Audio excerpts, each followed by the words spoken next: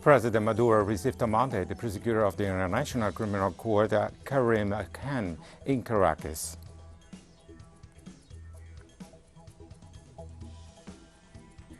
Nicaraguans are getting ready for the November 7th general elections. Meanwhile, the Supreme Electoral Council sets the stage.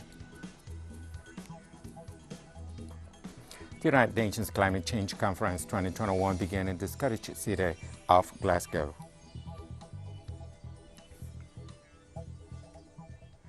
Hello, welcome to From the South. I'm Ray Gomez from the Telesur Studios in Havana. We begin with the news. President Nicolas Maduro received on Monday the prosecutor of the International Criminal Court, Karim Khan, as part of scheduled meetings that the high chair will sustain with Venezuelan authorities.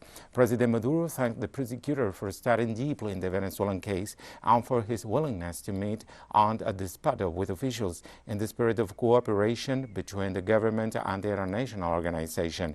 This meeting consolidated the commitment and respect that Venezuela affirmed as one of the signatories of the Rome Statutes pledged to the ICC.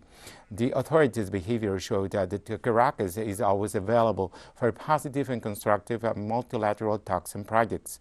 The visit was paid in response to a formal invitation from the Venezuelan state through the General Prosecution of the Republic in the works of institutional relations. On his trip, Prosecutor Khan is meant to get acquainted firsthand with the former powers of the Venezuelan state and to establish a rapport of wholesome cooperation.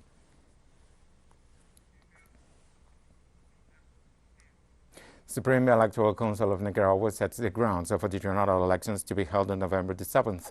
Brenda Rocha, the president of the Supreme Electoral Council of the Central American country, explained that all of the scheduled events were successfully carried out in coordination with the different political parties and alliances involved.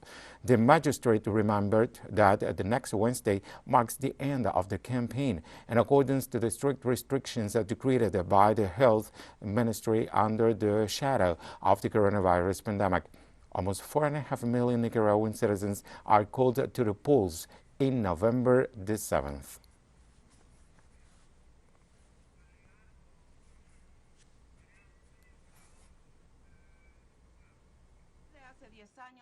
For the last 10 years, Jorge Luis Vargas has this typical food business based on yuca and pork.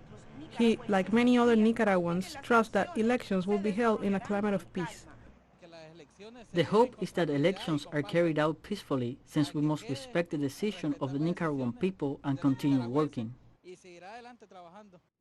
However, a sector of the population insists on discrediting elections. Some from abroad even urged to apply economic sanctions that aim at deteriorating even more the living conditions of citizens. The more sanctions they want against the government, the more the regular people suffer, because in the end, business people have their money and live comfortably and can go abroad, whereas the average poor Nicaraguan has to find a way to make a living every day. So we must rebuild a better Nicaragua. For the expert Bismar Cierro, the Nicaraguan people will go to the elections in an environment of peace. That's what I mean when I speak of a culture of peace. The programs that have been developed, socioeconomic programs, so that people feel a certain ease and is a way to give a referendum to the government and assure that we are with them. We know what you have done, so it's the first election where people express a sort of support to the programs, more than a battle among political parties. These are the 6 candidates fighting for the chair, and the Electoral Supreme Council has assured to have it all ready for citizens to have full guarantee at the time of voting. Let's now review what this election is about. According to the electoral calendar and the electoral law in force in the Central American country, the holders of popularly elected positions in Nicaragua must be elected on the first Sunday of November. The Nicaraguans must decide who their head of states will rule for a period of 5 years. Also, 90 deputies to the National Assembly and 20 legislators to the Central American Parliament, Parlacen. In order to facilitate the voting process, which will be carried out in person in the midst of the COVID-19 pandemic and under biosecurity measures, the Supreme Electoral Council has set up 13,459 polling stations and 3,106 voting centers in the 153 municipalities of the country. Over 4.4 million voters are summoned to these general elections. In other news, in Brazil, the national strike assembled by trucker associations continued on Monday to have an impact in the economy and day-to-day activities. The demonstrators forced authorities to heed to the demands of the sector. The Autonomous Highway Haulers Union of Baixada Santista and Vale do Ibeira confirmed that they would join a shootout that gathers over 80 union leaders and a unified civil front. The chief of infrastructure investment plans took to the courts and managed to pass cautionary measures in 20 states to avoid any further additions to the encouraged protesters. The transport workers demand special retirement clauses starting after 25 years of service, the concession of favorable working conditions and requirements, and the end of the party import prices for fuels exerted by Petrobras. We'll take a short break now. Join us again after this.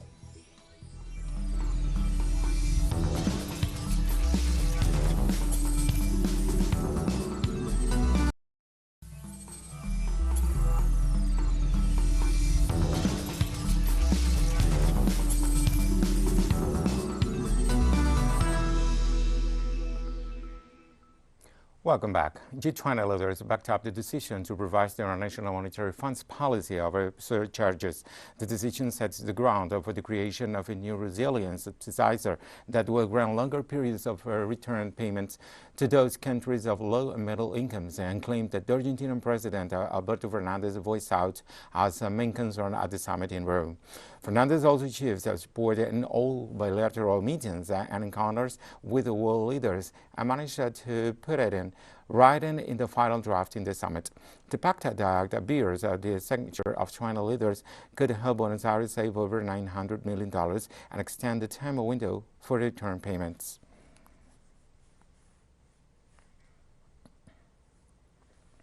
United Kingdom's Foreign Secretary Liz Truss has said on Monday that France should back down within 48 hours from its unreasonable threats on retaliation against her country over post-Brexit fishing permits row.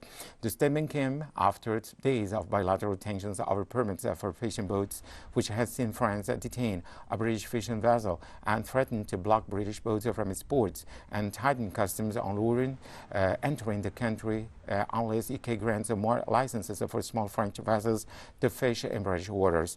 The dispute was triggered by the UK and Jersey government's decision to request the European Union fishers to prove a track record of fishing in their waters as a prerequisite for receiving post-Brexit fishing permits. This meant many small French boats that enjoyed access to those waters before Brexit are now at risk of being banned from them.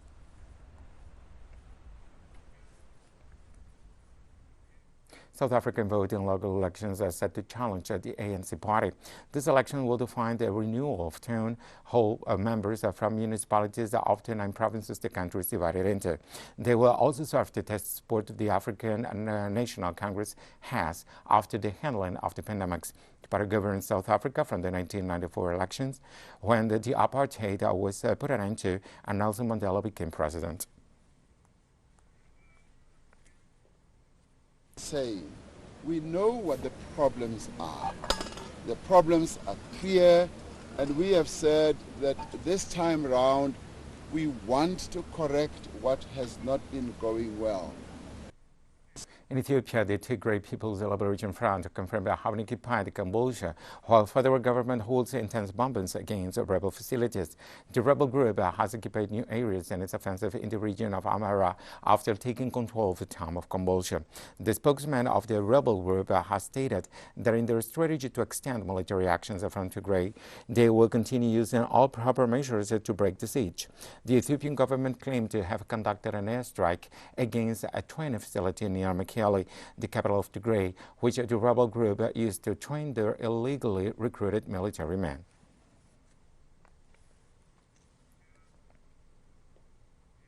Lebanon's Information Minister George Hodahi announced that they won't resign following the diplomatic crisis with the Gulf countries triggered by his previous statements over the Yemen war. Hodahi had previously commented on the Yemen war by calling it futile. This provoked outrage in the Arab Gulf, resulting in a critical diplomatic crisis with the once friendly countries. As a result of the situation, Saudi Arabia, Kuwait, United Arab Emirates, and Bahrain have expelled the Lebanese ambassadors from their countries. Saudi Arabia took even more severe measures, including stopping all imports from Lebanon. Several Lebanese politicians had called for Hodahi's resignation, emphasizing the importance of relations with the Gulf Cooperation Council countries.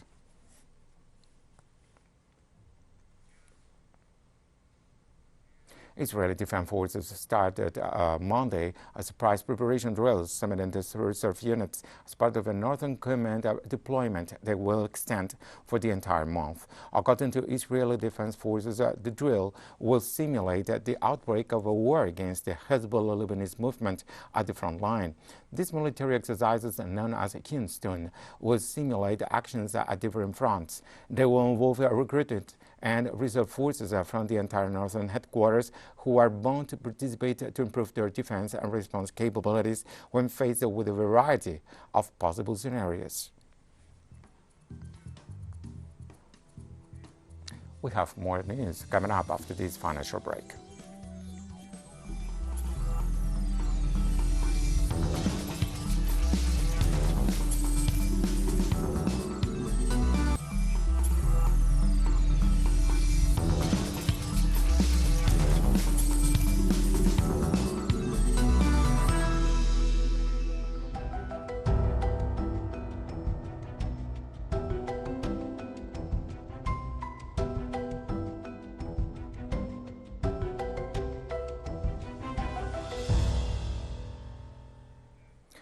Welcome back. The United Nations Climate Change Conference 2021, or COP-26, began in the Scottish city of Glasgow.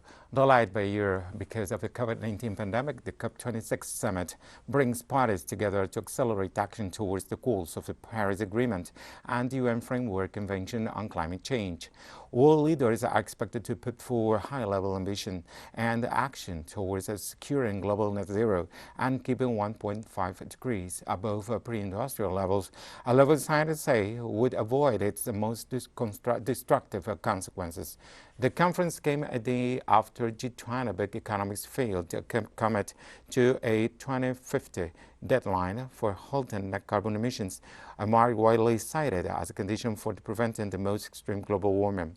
During the opening ceremony, UN Secretary General Antonio Guterres spoke about the importance of reaching the 100 billion year target for climate finance promised in Paris in 2015, and that countries should update their climate pledges annually rather than every 5 years.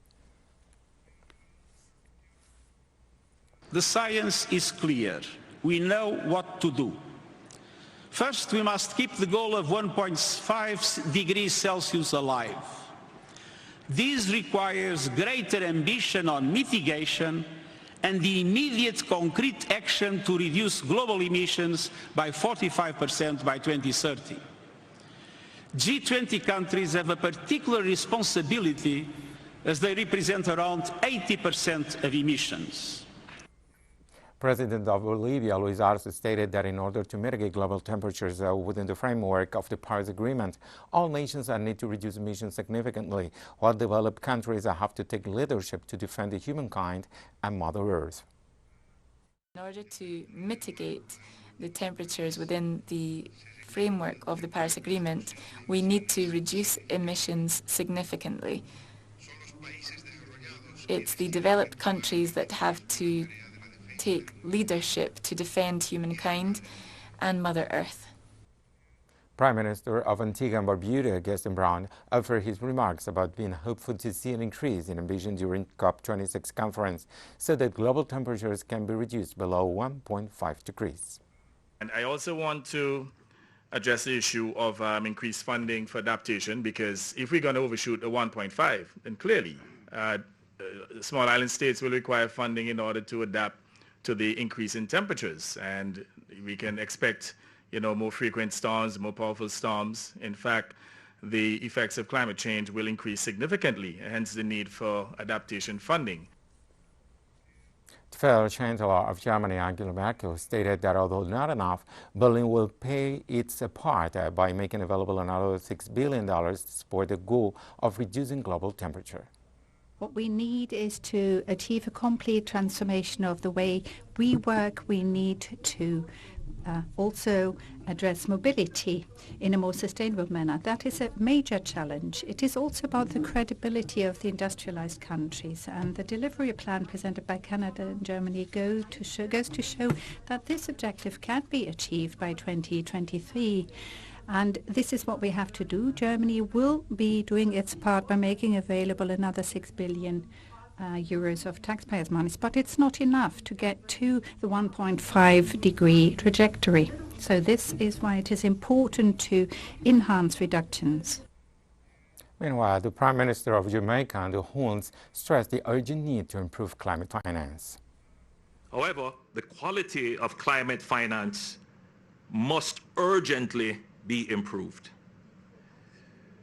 If we are to survive the threat of climate change, this means boosting grant funding from its current levels and allocating at least half of concessional climate finance to support adaptation and resilience.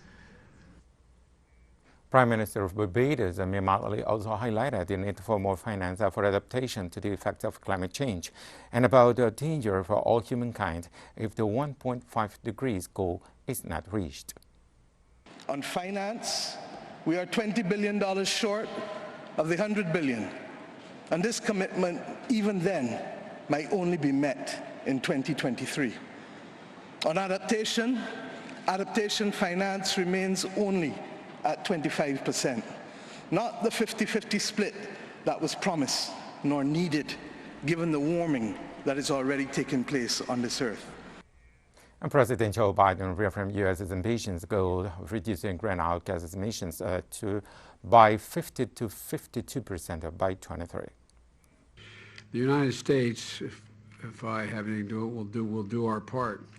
As I said earlier today, we've set ambitious goals of reducing U.S. greenhouse gases emissions by 50 to 52% below 2005 levels by 2030.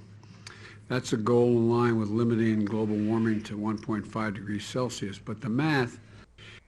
We've come to the end of this news brief. You can find these and many other stories on our website at Telesur English. Join us on social media, Facebook, Twitter, and Instagram. For Telesur English, I'm Ray Gomez. Thank you for watching.